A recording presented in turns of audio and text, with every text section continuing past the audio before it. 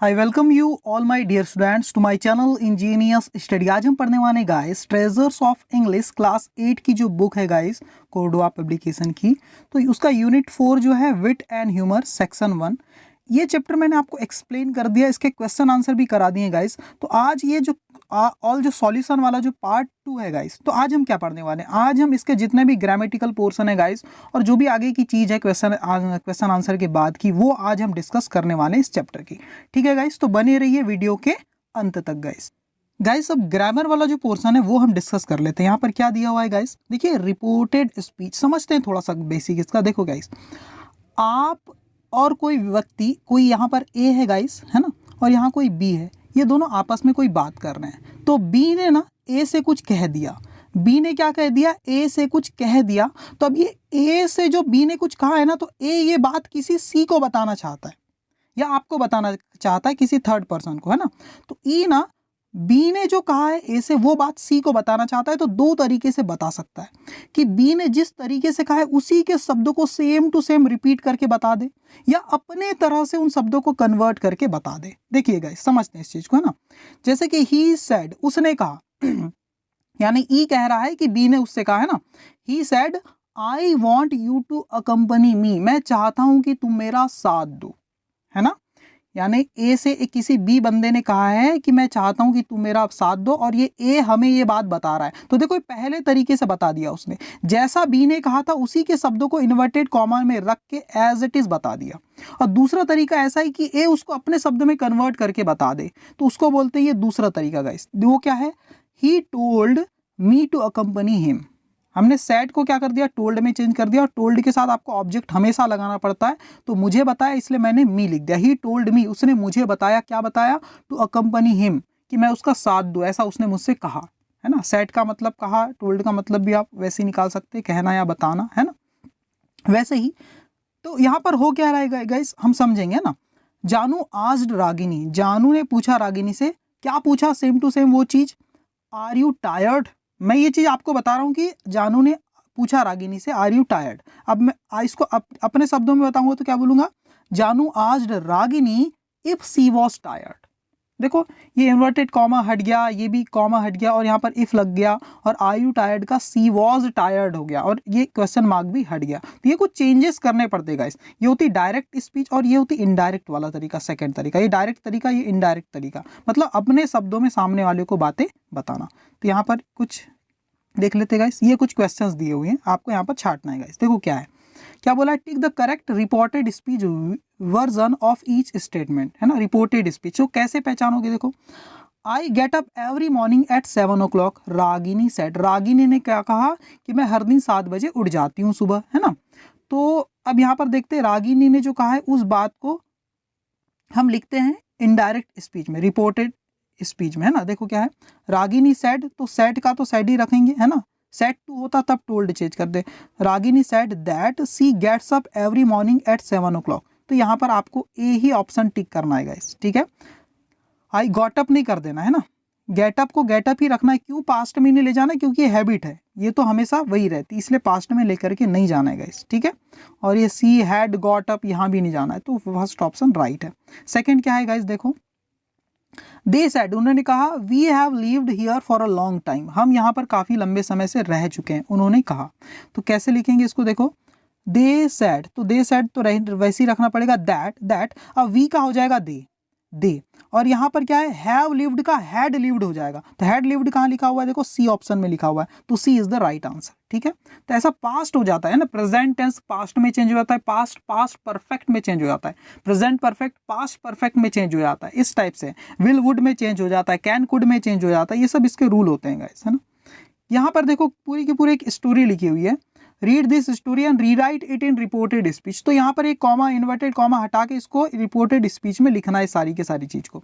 तो ये आंसर आपका मैंने इस तरह से लिखा हुआ है, आप इसे बहुत प्यारे तरीके से पढ़ लीजिएगा। ये आपका पूरा का पूरा आंसर है। देखो क्या लिखा हुआ है, one day Akbar said Birbal if he could tell him how many bangles his wife wore, Birbal said that he was sorry he couldn't. Akbar exclaimed in anger why he couldn't tell despite seeing her hands every day while she served him food. yet he did not know how many bangles he had on her hands. How was that?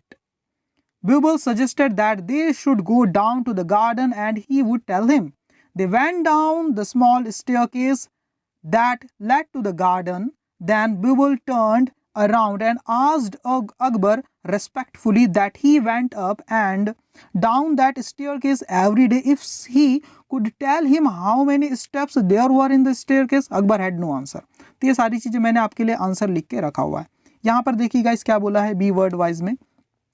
Choose the circle and the correct word as directed. जो correct word है ना guys fight के लिए, देखो a word that means the same as fight. जो fight का मतलब क्या होता है, लड़ाई करना, झगड़ा करना किसी से ना, तो उसका मतलब सिनोनिम क्या हो सकता है, वही मीनिंग देने वाला दूसरा वर्ड क्या हो सकता है. तो फाइट का मतलब आप स्ट्रगल भी कर सकते हो. फाइट का मतलब क्या, स्ट्रगल करना, ठीक है ना. यहाँ पर देखो a word that means the same as think about. किसी चीज के बारे में सोचना, थिंक अबाउट, तो वहाँ कंसिडर लिख सकते हो गाइस, ठीक है.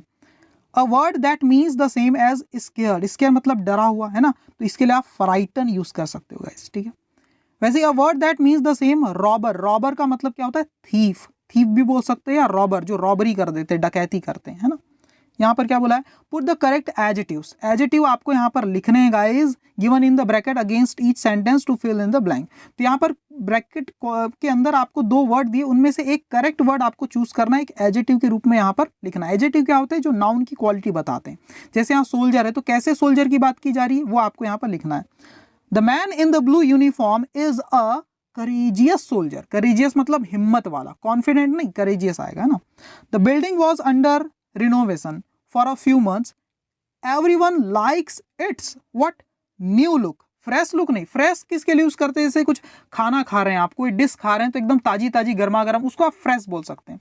और यहाँ पर हम न्यू लुक की बात करेंगे, फ्रेश लुक की नहीं, ठीक है.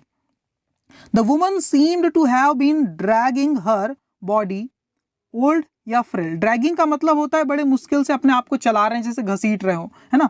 तो एक ओल्ड वुमन क्या कर रही थी, अपने आप को ऐसे चल रही थी जैसे अपनी बॉडी को क्या कर रही हो, घसीट रही होगी, जैसे तैसे चला रही होगी. तो ओल्ड बॉडी नहीं आएगा. फ्रेल मतलब नाजुक, कमजोर. जब हम बूढ़े हो जाते हैं तो क्या हो जाते हैं, वीक हो जाते हैं, फ्रेल हो जाते हैं.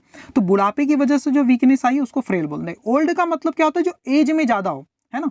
कोई 10 साल का है, कोई 15 साल का, तो 15 साल का बच्चा क्या है, ज्यादा ओल्ड है 10 साल वाले से, है ना. और यहाँ फ्रेल का मतलब कमजोर होने से है.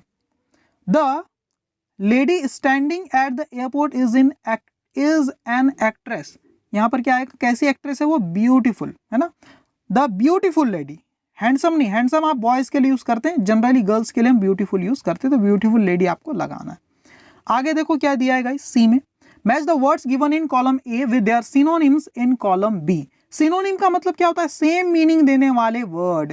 यहाँ पर अप्रोच का जो मीनिंग है वही मीनिंग यहाँ पर कौन सा वर्ड दे रहा है वो आपको टिक करना है. तो आंसर आपके सामने है गाइस, फर्स्ट का डी आएगा. अप्रोच का मतलब क्या होता है, सिनोनिम मतलब समझते हैं ना. अप्रोच का मतलब होता है मूव फॉरवर्ड, सेम मीनिंग देने वाले वर्ड. अप्रोच मतलब होता है मूव फॉरवर्ड, आगे बढ़ना. फैसिनेट का मतलब क्या होता है, टू का ई, अट्रैक्ट. फैसिनेट का मतलब होता है अट्रैक्ट करना, किसी को आकर्षित करना. बॉनी का मतलब क्या होता है, स्कीनी मतलब दुबला, थिन. बॉनी मतलब स्कीनी. कन्फाइन का मतलब क्या होता है गाइस, 4 में आएगा सी, लुकअप. कन्फाइन मतलब लॉकअप यानी बंद. किसी को लॉकअप का मतलब क्या होता है, बंद कर देना, वैसा कन्फाइन कर देना, उस टाइप से. वेज जी, WAGE का मतलब क्या होता है, वेजेस बोलते हैं ना, वेज का मतलब यहाँ पर क्या है, 5 का बी आएगा गाइस, जो कि क्या है, सैलरी बोलते हैं ना. वेज मतलब सैलरी. ओके, है ना, समझ गए. आगे देख लेते हैं गाइस. हॉट्स क्वेश्चंस में क्या दिया हुआ है गाइस. देखो पहला सवाल क्या है, what are superstitions, how are they harmful for the society. Superstitions क्या होते हैं. सुपरस्टिशंस का मतलब क्या होता है गाइस, मतलब जो अंधविश्वास बोलते हैं ना, उसको बोलते हैं सुपरस्टिशंस. तो ये क्या होते हैं, अंधविश्वास, है ना. How are they harmful for the society, ये समाज के लिए किस तरह से हानिकारक है गाइस, नुकसानदायक है अंधविश्वास. तो समझते हैं. Superstitions are common phenomena in human society. एक आम बात है मनुष्य के सामाजिक जीवन में, एक आम बात है अंधविश्वास, ठीक है ना. स्पेशली इन एशियन कल्चर, जो हमारा एशिया महाद्वीप है उस कल्चर में तो एक आम बात है. Superstitious beliefs can have a negative impact on the social wellbeing of people in society. जो उनके जो सुपरस्टिशंस जो होते हैं, अंधविश्वास वाले जो बिलीव्स, सुपरस्टिशियस बिलीव्स का मतलब होता है फालतू के विश्वास जिसका कोई मतलब नहीं, अंधविश्वास. Can have a negative impact, उसका एक नकारात्मक प्रभाव पड़ता है किस चीज पर, हमारे सोशल वेलबींग, हमारे सामाजिक अच्छाइयों पर, है ना, लोगों की, इन सोसाइटी, समाज में, बिकॉज क्योंकि they are highly associated with financial risk taking and gambling behaviour, क्योंकि जो अंधविश्वासी लोग होते हैं वो क्या करते हैं भाई, बहुत ही फाइनेंशियल रिस्क लेते हैं। समझ में आ रहा है? फाइनेंशियल रिस्क का मतलब उनको ऐसा लग रहा है कि हाँ मैं 10 लाख खर्च कर दूंगा, कुछ काला जादू करके अगर वो 15 लाख अगर हो जाएंगे तो 10 लाख खर्च करने के लिए वो फाइनेंशियल रिस्क भी लेने तैयार हो जाते हैं अंधविश्वासी लोग, है ना। एंड गैम्बलिंग बिहेवियर, उनका गैम्बलिंग बिहेवियर होता है, मतलब जल्दी से फायदा हो जाए किसी तरह से, ऐसा वो सोचते हैं गाइस, है ना। समझ गए? आगे गाइस हॉट्स क्वेश्चन में क्या बोला है, distinguish between traditions and superstitions, ये ट्रेडिशन और सुपरस्टिशंस में क्या डिफरेंस है, डिस्टिंग्विश का मतलब आपको अंतर बताना है, तो समझ लेते हैं यहाँ पर।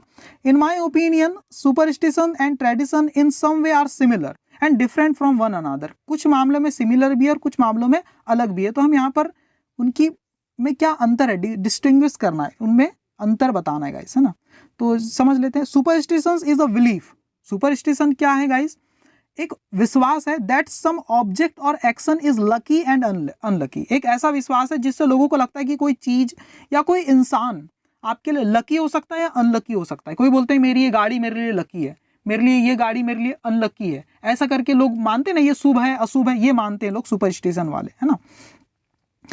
ऑन द अदर हैंड, जबकि दूसरी तरफ अगर देखें तो traditions are beliefs and customs, traditions का मतलब होता है परंपराएं जो कई जमाने से चली आ रही है, वो ऐसे विश्वास है और वो ऐसी रिवाजें हैं that are passed down from our ancestors, जो हमारे पूर्वजों से हमें मिली हुई, है ना। People follow traditions as a group, एक ग्रुप के रूप में पूरी अच्छी तरीके से लोग अपने ट्रेडिशन को फॉलो करते हैं, है ना, कि हमारे धर्म का ये रिवाज है, हमारे कपड़े पहनने का तरीका, हमारे खान पान का तरीका, ये सब हमारे ट्रेडिशन होते हैं ना, एक ग्रुप के रूप में फॉलो करते हैं। And practice those beliefs and respect them, उन बिलीव्स को प्रैक्टिस करते हैं और उनका विश्वास रिस्पेक्ट भी करते हैं गाइस, है ना, तो उनको हम बोलते हैं ट्रेडिशन। तो ये अंतर है दोनों में। तो ये आपका खत्म हो गया गाइस चैप्टर। अगर अच्छा लगा हो तो कमेंट करके आप बताना। Thank you very much my dear students.